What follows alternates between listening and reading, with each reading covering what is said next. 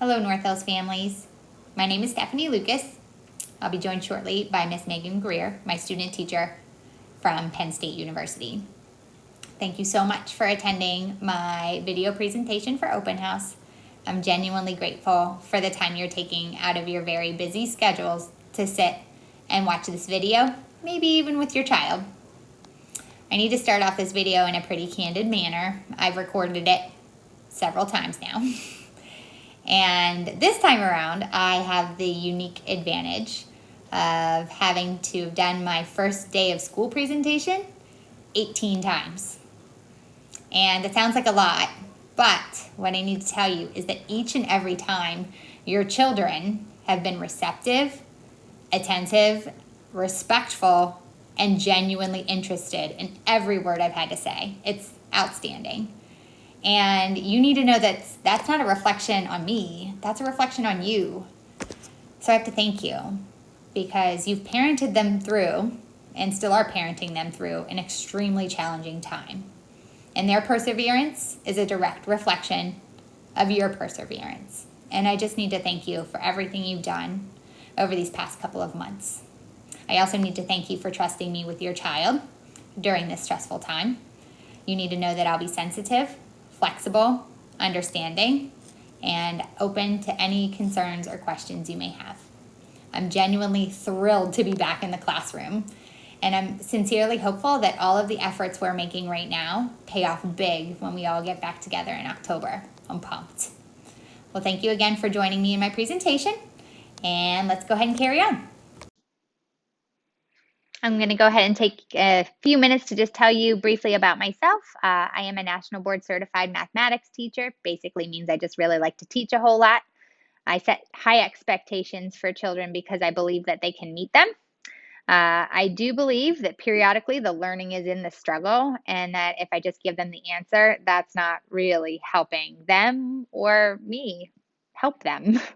I'm very organized, and I really do know how to prioritize. I do talk a little bit fast, and we talked about that on my first day of school presentation. Luckily, as I've been recording videos, I'm noticing my cadence slows down a bit, so that's quite fortunate. My undergraduate degree is from Duquesne University, and I did graduate level coursework at Slippery Rock University in the area of school counseling. I've taught online and geometry and Algebra 2. I am a wife, a mother of 3, a Girl Scout leader, homeroom mom, a triathlete, a marathon runner, and hey, why not, a proud minivan owner.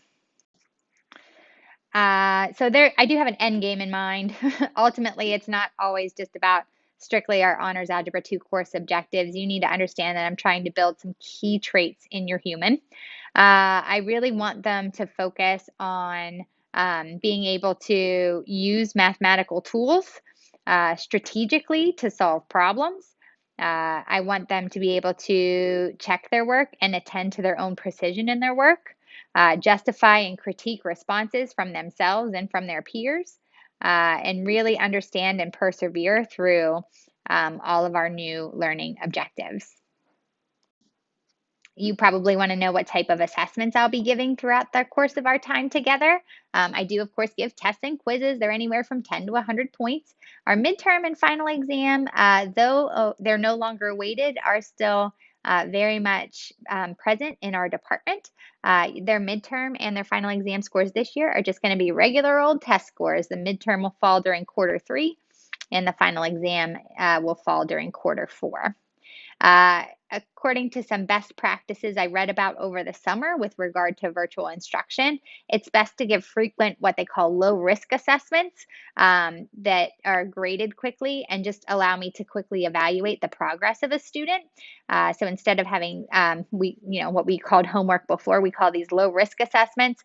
They're anywhere from 2 to 3 points each, and it's just a real quick glance at like, do they get it or do they not? And they'll be seeing those pretty much every other day. I'll talk about those in a few minutes.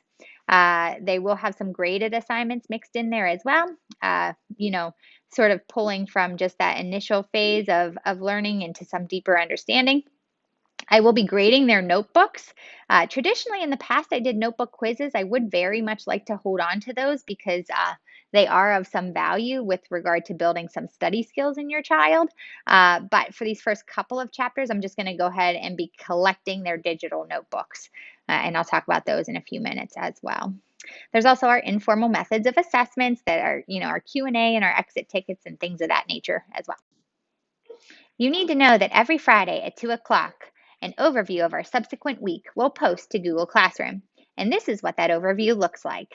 What I'd like you to pay attention to is that our instruction it loops around two types of days. Your student will have Learn It days and your student will have Practice It days. On Learn It days, your child just quite simply is going to really participate in their direct instruction. There'll be a video that they're going to go ahead and watch and then take notes on digitally using their iPad. On a Practice It day, that's where they take a little bit of time to participate in our educational activities, like the low risk assessments mentioned on the previous slide. We could play games like Kahoots and quizzes. We could, have some homework or group work in Seesaw or in Class Kick. So that's what our Practice It days are going to go ahead and look like. If you're wondering why I'm taking this approach, I just need to briefly explain that in the spring, I would structure a video sort of right before I gave a homework assignment, sort of like we did in the traditional classroom. They'd come to school every day, they'd have a lesson, and then I'd go ahead and I'd assign a homework set. The issue there was if a student struggled to understand the content in the video, I then temporarily put them in the weeds because I also piled a homework assignment on top of that. It was no good. So I needed to create some space between the time over which a student learned it and then over which they practiced it. So in this way, I can have a Learn It day. We can talk about it in the Zoom, see if they had any questions, and then they can bring in their Practice It day, and it just kind of cycles through along in that pattern. In addition to our weekly overviews that post at 2 o'clock every Friday, you'll see our daily assignment hub posted every single day at 7 a.m. With regard to the daily assignment hub, you'll notice in the top left corner, we'll have our goal for the day. In the top right-hand corner, you'll see any announcements that are pertinent to that day or the days coming up. And then you'll see in the bottom body of this slide up to 3 tasks. One of those 3 tasks is always going to be the daily Zoom. In this particular day, this is what I have planned for Thursday, September 3rd. They're just getting a little bit of extra practice with some word problems. They're going to go ahead and play around with this Ed puzzle where they watch a video and answer questions simultaneously in sort of like an internet sort of game. And then 1.2 practice B, that's just our normal practice worksheet from our textbook editors, but they're going to participate that with a little bit of, a social element in Seesaw. So it sort of adds that layer of engagement that so many of us were looking for in this school year. If you're curious to know, the purpose of Zoom for me is really just to check in for attendance every day and then also to get any questions answered. For several reasons, I wasn't super comfortable using Zoom as a method to deliver direct instruction, but I am available for your student 40 minutes every day during the periods listed there. You're probably wondering how you can help and how you can stay involved. Honestly, I just need you to keep an eye out for math at home. If you don't see it ever, please reach out to me. Again, in this new school year, math should take a little longer. We've upped the level of expectation for our students as this is how we'll be conducting business, at least until October. I'm looking for probably around 40 to 70 minutes a day. And again, we monitor and adjust as needed. If you look like it's taking your child way too long, I just would really appreciate a quick email. I'm really open and to being flexible with what I deliver to your child each day. So with that, I do need you to communicate what's going on at home.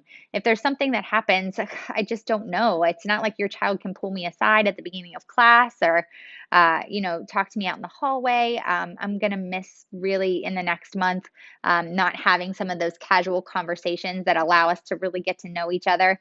But I just know that on the upside, I get to build a rapport with you. So I'm just excited to be able to work with families to really make this a very positive experience.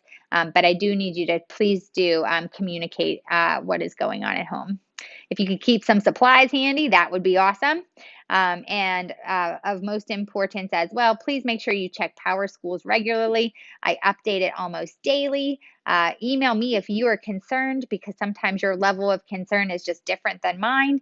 If we don't have the exact same expectation and your student is either performing too far above or below that, just feel free to email me. I'm happy to have those conversations with you. Power Schools is how I communicate progress for the 120, 130 students in my care. So that is how I most frequently communicate progress to families, by just keeping that up to date and accurate. So if you go ahead and just make a habit of checking it, say once a week, sitting down with your child, maybe going through it, we will, we'll have a great year. It'll be awesome. You may also be wondering about opportunities for extra help. By all means, my life at this point in time is basically posted on Google Classroom. So your child can always go back and review lesson videos, review notes, click on activities again to give things another try. If that sort of, going back and maybe taking a look at some of the resources there isn't helpful to them, by all means, they can reach out to me. I can just do, a special Zoom call with them or a small group. And I can also entertain their questions during our Zoom calls each day. So again, please don't hesitate to email me or give me a call. If you need any supplemental materials or extra help, when we get back, I'm hopeful that your child can go back to seeing me during their study hall, homeroom, lunch, in between classes, after school, things before school, things like that. So when we get back to brick and mortar, I can chisel away some time in my day to meet with them to get them the help they need. Right here is just a general outline of the content we cover in our course. We start with some simple multi-step equations and inequalities in sort of our chapter 1. It's like a prerequisite chapter. We turn those equations into functions in chapter 2. We talk about domain and range and function notation, with particular focus on linear equations. Also a review topic from Algebra 1. Linear systems of equations and matrices, as well as linear systems of inequalities, is what we take care of in chapter 3. This they'll recall from their study of geometry when they did parallel perpendicular lines and coinciding lines. When they studied that, they were taking care of some linear systems. We bend those lines by making them parabolas and change those functions by adding an exponent of 2 to the x. When we talk about chapter 4, quadratic functions and factoring, this is where we really start to get into the bulk of new material, and when the rigor kind of ramps up a little bit.